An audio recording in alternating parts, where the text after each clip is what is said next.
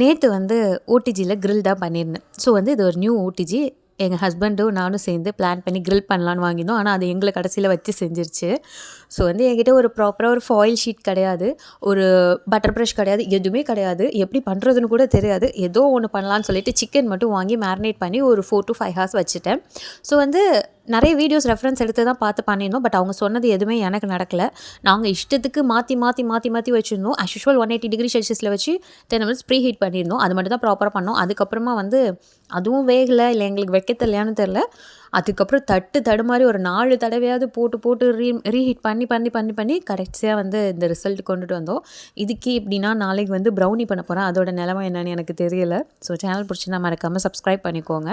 And then வந்து outcome வந்து போட்ட எஃபெக்ட்டுக்கு வந்து ஒர்த்துன்னு தான் சொல்லலாம். அப்புறம் நல்லா சுட சுட ரச சாதத்துக்கு விட அந்த கிரில் சிக்கன் வச்சு சாப்பிட்டு செமையாக இருந்துச்சு. சேனல் பிடிச்சிருந்தா சப்ஸ்கிரைப் பண்ணிக்கோங்க, மறந்துடாதீங்க. பாய்.